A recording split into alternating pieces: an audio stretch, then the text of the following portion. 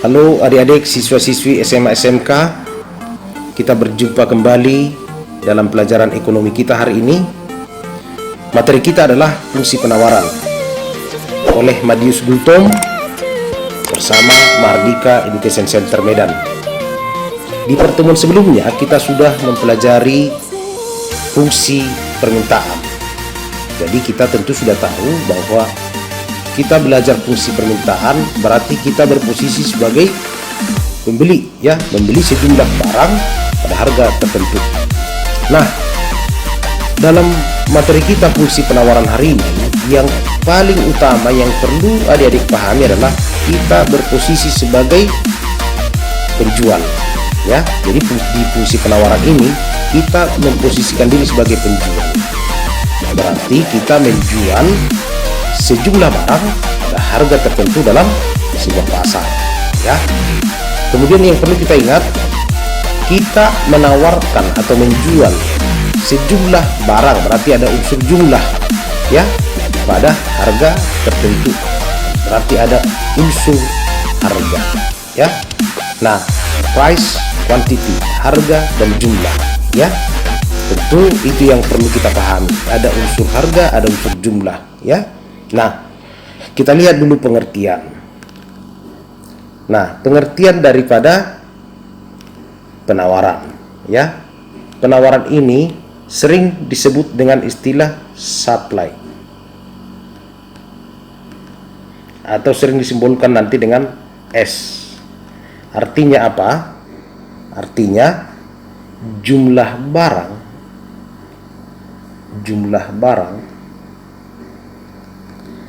yang dijual atau ditawarkan pada harga tertentu,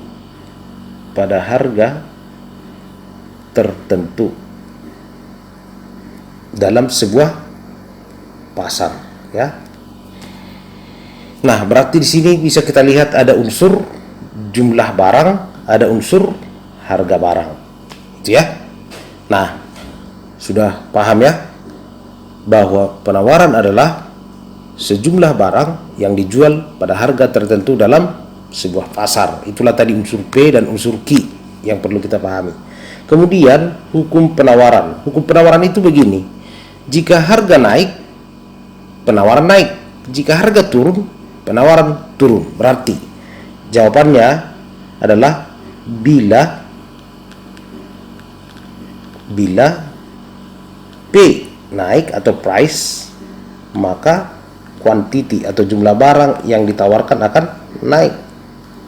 Jika P turun, maka quantity akan turun. Gitu dia. Nah, ada soal dari sini. Hukum penawaran adalah menjelaskan hubungan antara harga dengan jumlah barang adalah berbanding A lurus, B terbalik, C seiring sejalan, D sehati sepikir. Apa jawabannya? Jawabannya adalah berbanding lurus. Sudah pastilah mereka hubungannya berbanding lurus. Karena apa? Harga naik, penawaran naik. Harga turun, penawaran turun. Berarti mereka berbanding lurus. Itu dia. Nah, jadi kalau ada soal seperti itu jangan mau tertipu adik-adik, ya. Kemudian kita lihat fungsi penawaran. Pokoknya fungsi ini menunjukkan nanti fungsi yang menceritakan hubungan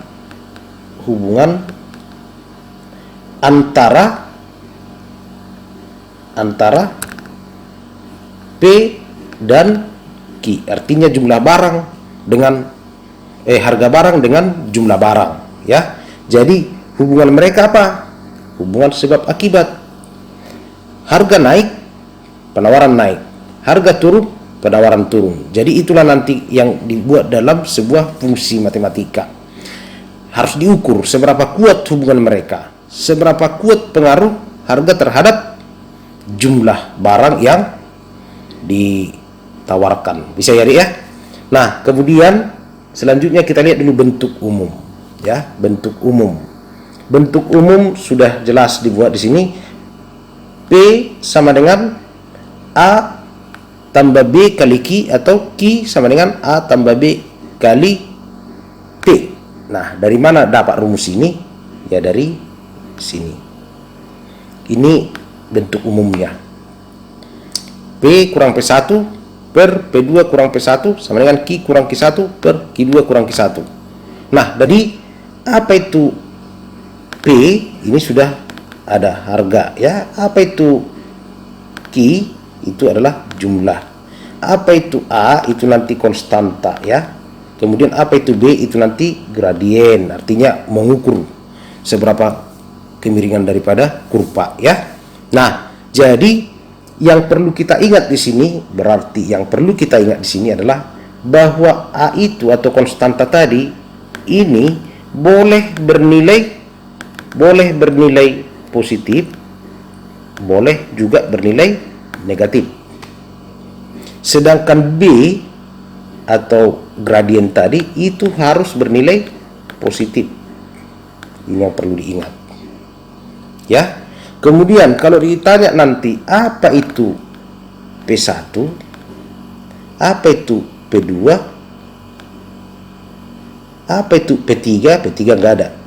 Q1, apa itu Q2. Nah, kalau ditanya nanti ini tentu sudah tahu kita menjawabnya. P1 berarti harga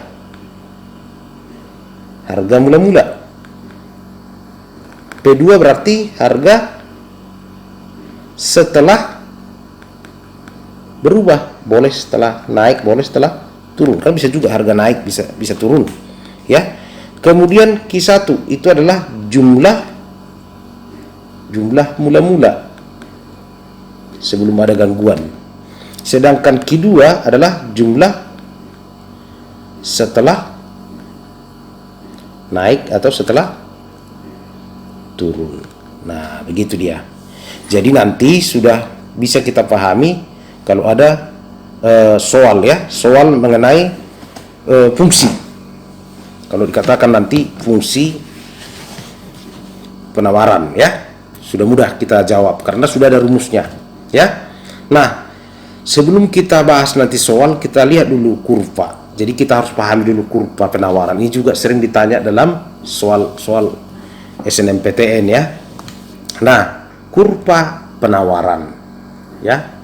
Kurva penawaran ini gini cara mudahnya memahaminya. Kita buat sebuah kasus. Misalnya ada sebuah kasus yang tragis ya. Kasusnya di sebuah pasar ya, di sebuah pasar. Kasusnya begini. Kita buat sini ada P, di sini ada Q. Nah, dalam sebuah pasar terjadi sebuah kejadian tragis. Tragisnya apa, Dik? Misalnya harga mula-mula 100. Pada saat harga 100, jumlah barang yang dijual atau ditawarkan sejumlah 8. Harga naik menjadi 120.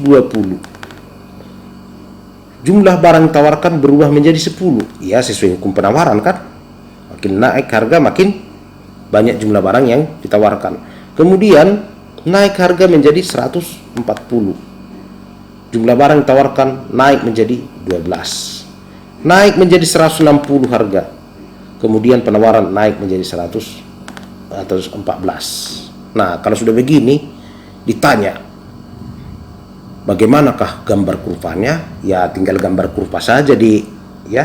Kita gambar saja kurvanya langsung. Kita buat sumbu P, kita buat sumbu Q. Di sini Q,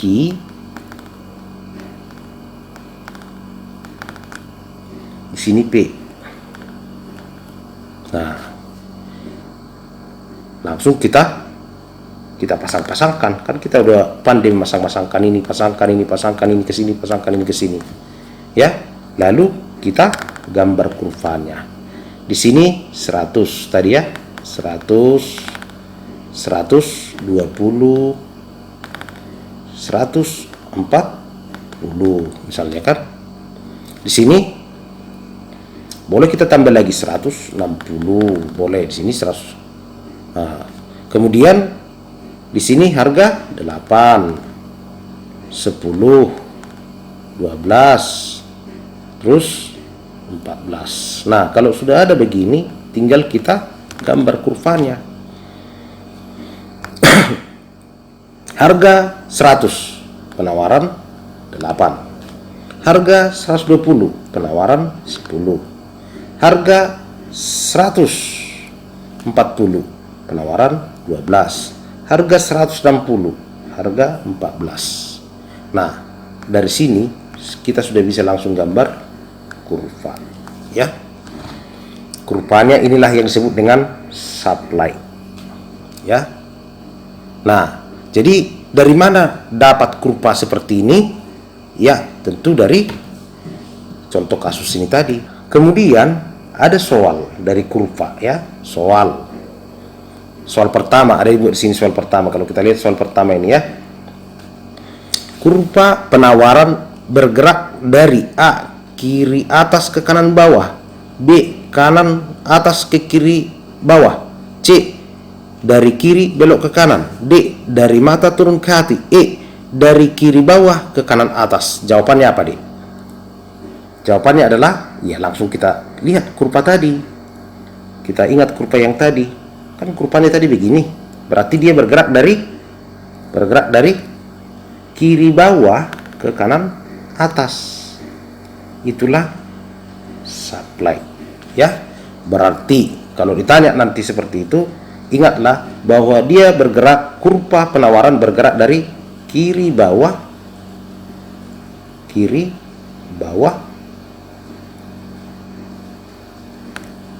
ke kanan atas. Jawabnya apa? Jawabnya E, ya. Jawabnya E. Gampang kan? Ya, karena arahnya memang dari sini, kiri atas ke kanan,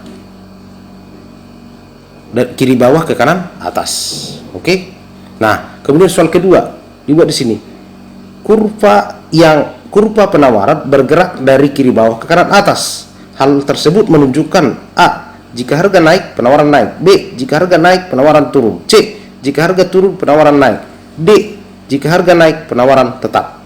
Nah, ingat saja hukum penawaran tadi. Hukum penawaran. Jika P naik, maka Q naik. Atau jumlah barang ditawarkan. Jika P turun, maka jumlah barang ditawarkan akan turun. Nah, berarti jawaban yang benar adalah A, harga naik, penawaran naik, karena mereka berbanding lurus. Gitu dia. Antara P dan Q itu berbanding lurus. Nah, itu dia kalau ada soal seperti ini. Oke, adik-adik. Kemudian kita masuk soal berikutnya. Ya. Jadi kita bahas soal-soal ini. Nah, kemudian contoh soal. Satu lagi contoh soal. Ini sering muncul soal-soal UN ini. Soal UN, SNMPTN tahun-tahun sebelumnya sering muncul. Ada soal seperti ini. Pada saat harga 40, penawaran 10. Harga 60, penawaran 20. Ditanya, tentukan fungsi penawarannya. Ya, kalau seperti ini, langsung kita ingat rumus yang tadi. Rumus yang tadi apa? P kurang P1 per P2 kurang P1 sama dengan Q kurang Q1 per Q2 kurang Q1. Masukkan ke rumus. Berarti P kurang 40 per 60 kurang 40 sama dengan Q kurang 10 per 20 kurang 10. Langsung kita kerjakan. P kurang 40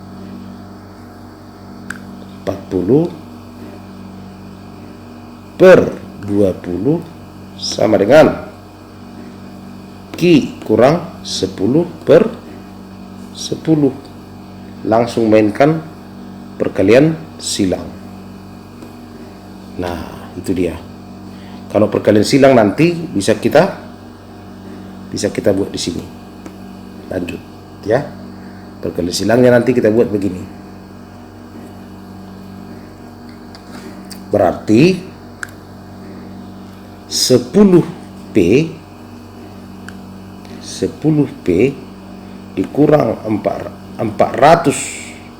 karena 10 kali 4 ya, 40. 400 sama dengan 20Q dikurang 200. Nah, berarti bagaimana hasilnya?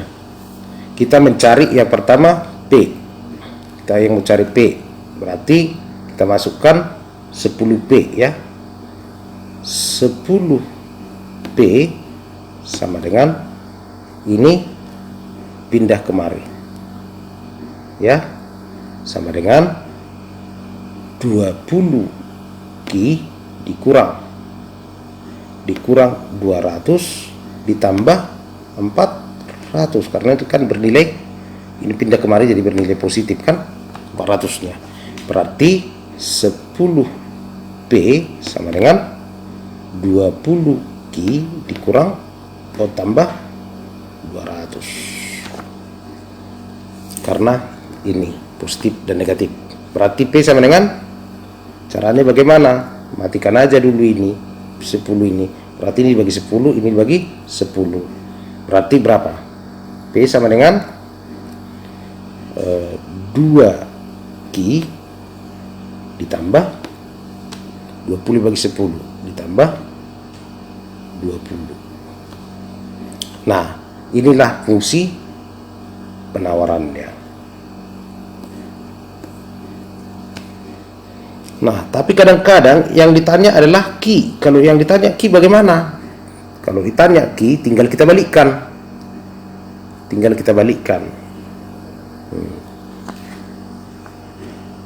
Kita balikkan. Tadi kan P sama dengan 2Q tambah 20. Ya, balikkan. Berarti pindahkan ini kemari, ini jadi kemari. Berpindah. Berarti 2Q ini menjadi minus kan? Orang dia pindah. 2Q ya sama dengan 20 kurang P. Supaya ini positif. Supaya ini jadi positif. Berarti kalau ini supaya positif, berarti ini harus menjadi positif, harus berubah tanda. Berarti bagaimana? Berarti 2Q sama dengan 20 ditambah P, jadi positif dia. Berarti bagi 2, berarti biar kita hilangkan 2-nya, kita hilangkan ini 20 bagi 2 nanti, ini juga 1P dibagi 2. Berarti hasilnya adalah Q sama dengan 10 ditambah 0,5P.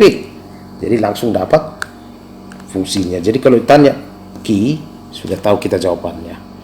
Nah, jadi sebenarnya ini adalah soal-soal yang mudah, namun perlu sedikit konsentrasi dari adik-adik semuanya. Nah, begitulah adik-adik ya, topik kita hari ini.